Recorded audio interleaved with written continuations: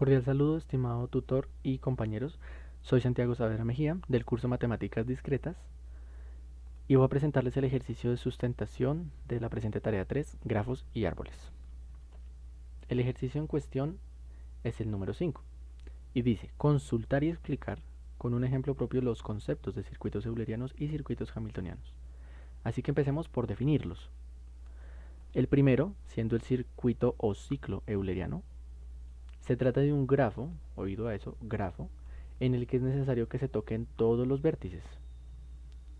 Y además, esta es la parte que destaco porque lo diferencia del hamiltoniano, que se recorran todas las aristas que conectan a estos.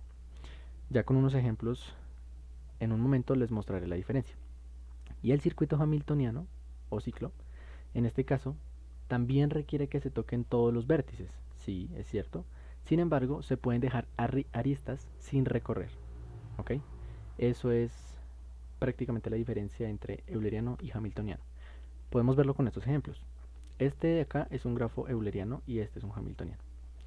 Lo que podemos ver es que, o que a priori podemos observar, es que las aristas que conectan todos los vértices son usadas. Es decir, por ejemplo, si partiésemos de este punto de acá,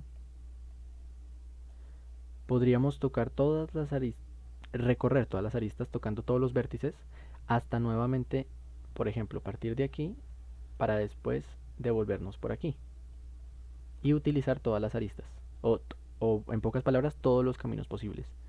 La diferencia es que el hamiltoniano no necesariamente utilice todos los caminos para llegar al mismo punto. Entonces, por ejemplo, si comenzásemos aquí, podríamos hacer el siguiente recorrido. Aquí, así, de una manera que nosotros sabemos hacia dónde va. Y como se pueden dar cuenta, hay ciertas aristas que no se están usando, que no se están recorriendo. Y volvimos al punto inicial, como se dan cuenta. Por ende, lo que ustedes pueden observar aquí es que esa es la diferencia mayor. Lo importante en ambos, eso sí, es que todos los vértices deben tocarse, pero la manera en que se tocan puede variar. Por ende, vamos a identificar entonces qué hace un circuito euleriano un euleriano y qué hace un hamiltoniano un hamiltoniano, porque ambos deben cumplir ciertas condiciones para ser denominados como tal.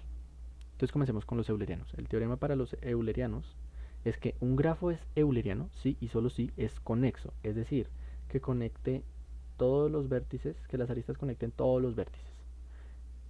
Y que además todos sus vértices tienen grado par. Ya averiguaremos más adelante qué significa tener grado par. Y la condición, en segundo lugar, para los hamiltonianos sería que un grafo, y esto sí es un poco complejo de aplicar o de definir, determinar, pero dice, puede ser hamiltoniano al menos si es conexo, o sea, repito lo que dije aquí anteriormente, que conecte las aristas con los vértices. Pero la diferencia es que aquí no es necesario recorrer cada arista que conecte los vértices, sino lo importante, como mencioné anteriormente, es que se toquen todos los vértices. Por eso es difícil determinar si un grafo que no es euleriano puede ser hamiltoniano o no. En la mayoría de casos lo puede ser, pero pueden llegar a ocurrir excepciones.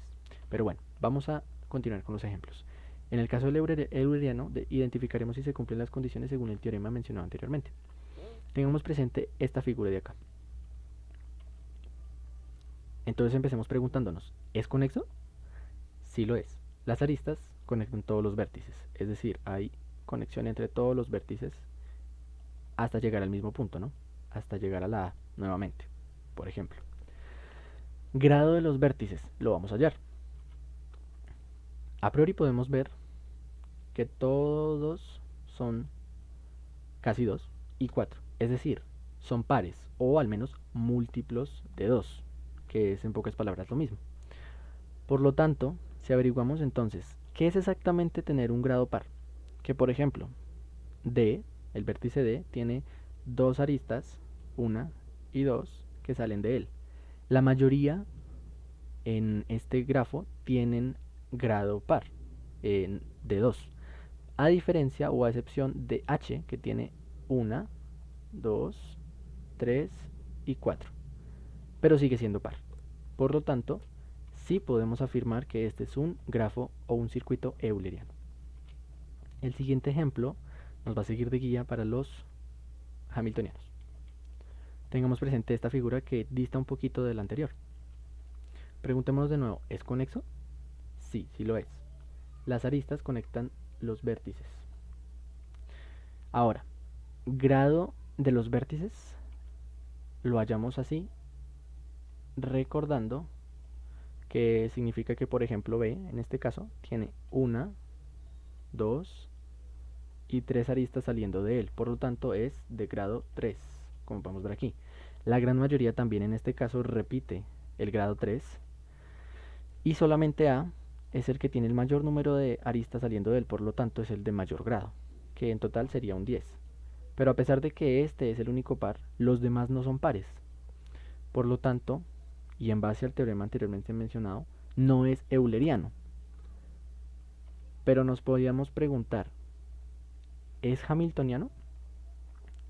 En teoría podríamos decir que sí, porque por ejemplo el recorrido que este hace, digamos que saliera de A, entonces iría a B, luego de B a H, de H a I, de I a J, de J a K, de K a C, de C a D, de D a E, de E a F, de F a G y de G a la A. Y retornaría al punto desde donde iniciamos, que fue la A, ¿sí? Pero el hecho es que no se utilizaron todos los caminos posibles, no se utilizaron todas las aristas para conectar todos los vértices.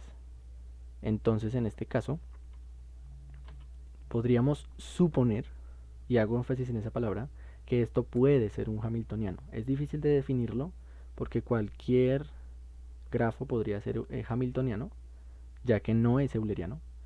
Pero entonces, esta sería la conclusión a la que podríamos llegar finalmente con este ejemplo. Espero hayan sido claras las explicaciones y que este video sea de mucha ayuda y de su agrado total. Muchas gracias.